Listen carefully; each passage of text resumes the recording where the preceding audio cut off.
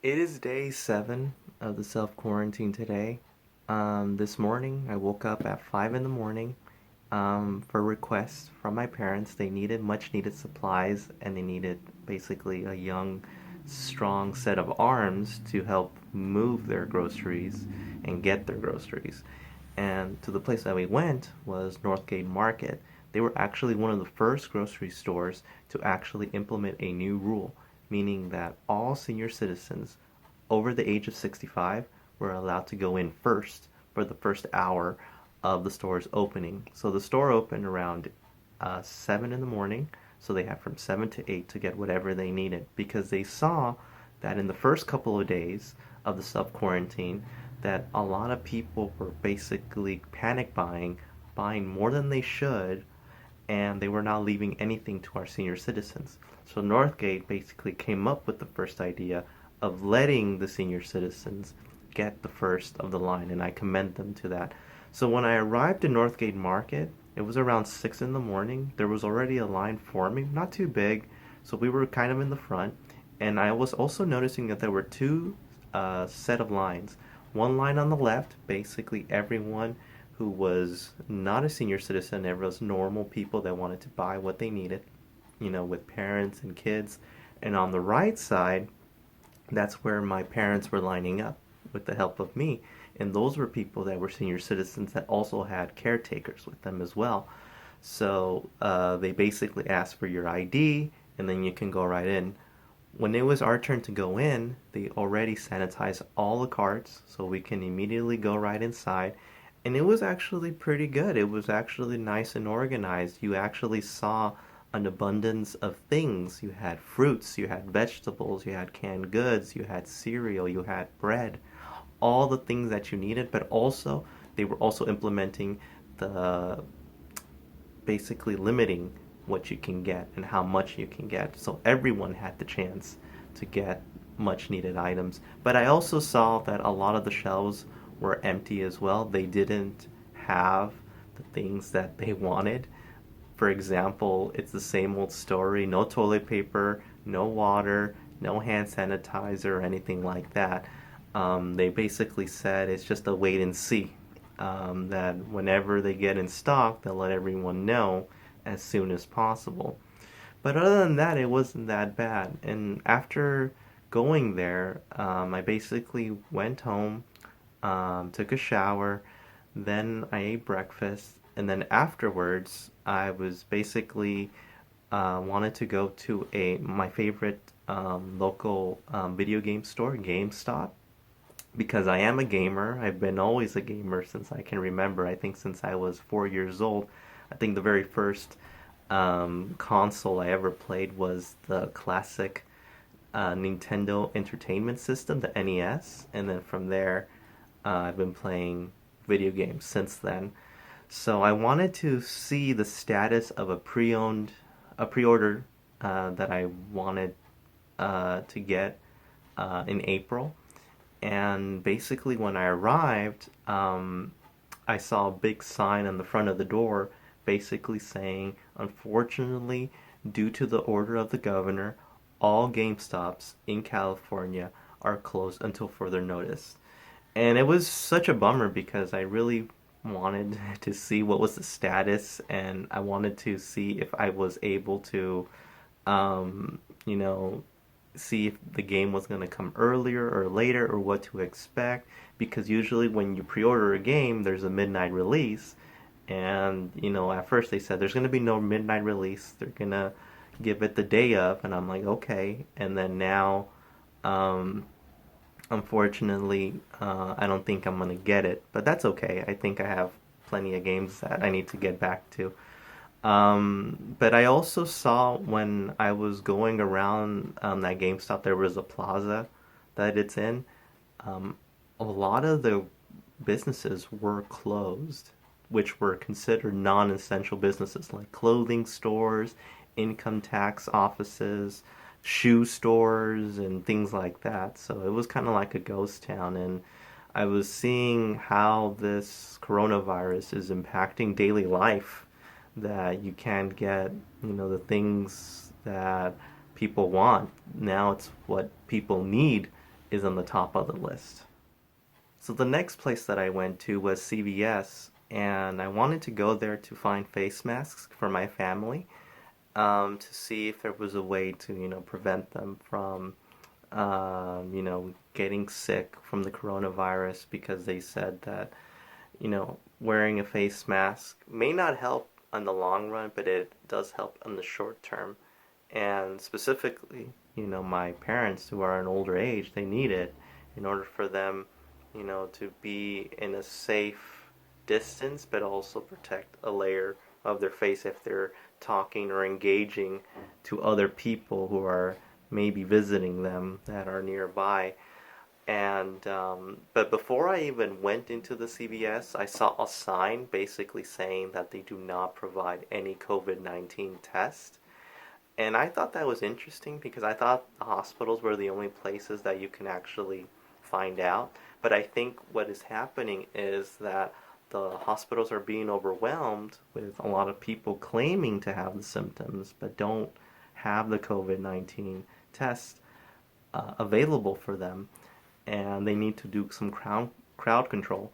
And because of the mayor's stay home executive order, now it went from 50 people a week ago that could congregate now to 10 people. So that means if you want to go to your doctor or to the hospital, you can't go unless you make a phone call or maybe a video call and basically tell them what symptoms you're feeling and if you have enough of the symptoms to show that you might have the coronavirus, then you can be admitted to the hospital or see your doctor because they want to make sure that there is no big crowds congregating in the hospitals. And even now, it's really hard to do. So that's what they're trying to do to make sure that there are no new cases. So when I went inside the CVS, and I was looking around. The usual suspects are basically out of stock: the toilet paper, paper towels, hand sanitizer, Clorox wipes. And then when I went to go see if there was any face masks, there was another sign right there, and it basically said that all the face masks are out of stock, but not just here, but also globally, and they're trying their best to restock it as soon as possible. So this is a very big problem because not just here in the United States, but all over the world, there's a shortage of face masks. A little bit of update of what's going on right now. Breaking news is happening every hour, or even every minute I'm seeing. But I'll do my best to basically explain what is the situation so far. The first thing that comes in mind is the situation that is going on in Italy.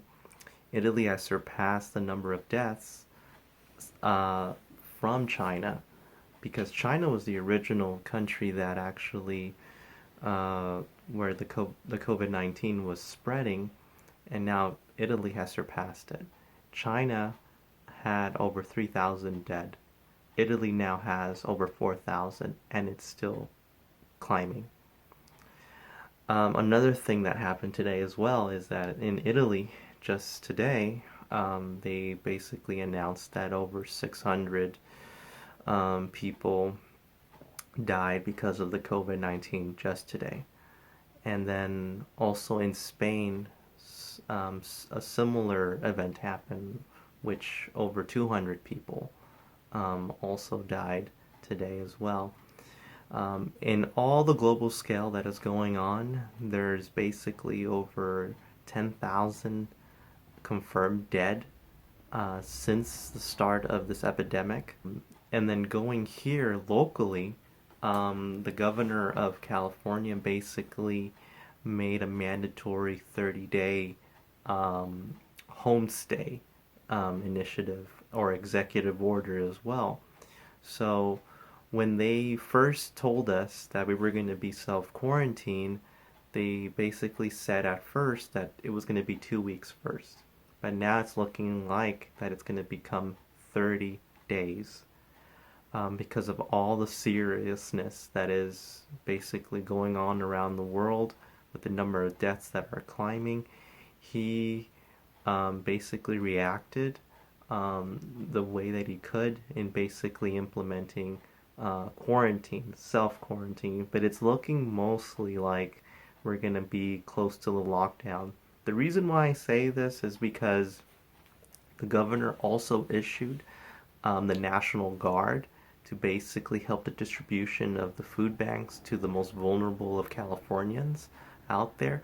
But again, I'm thinking that he will be using, this is my opinion, they'll be using the National Guard to enforce the self quarantine and help local law enforcement to keep order, to keep the peace, and to make sure everyone is following the rules.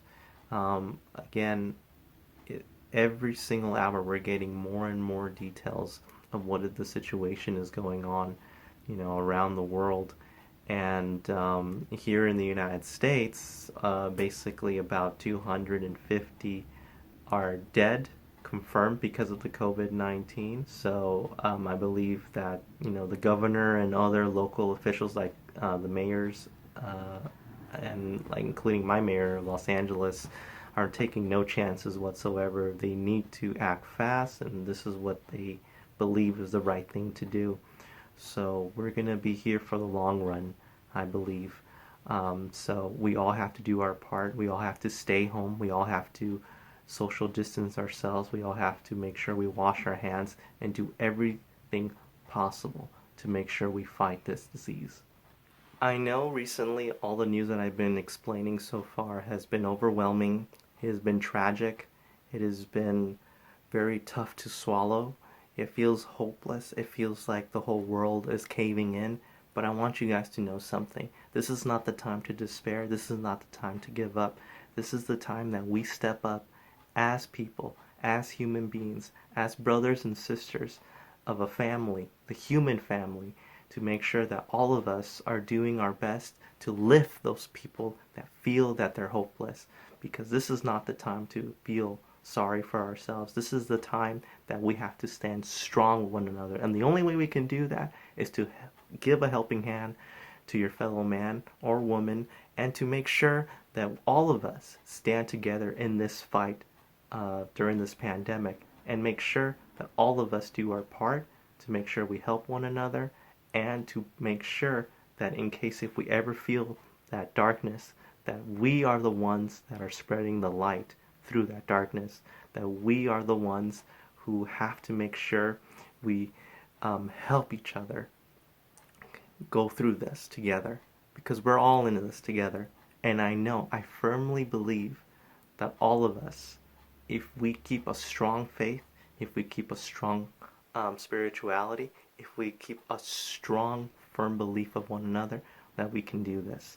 We will do this, and we can do it. So, everyone, good luck, be safe, have faith.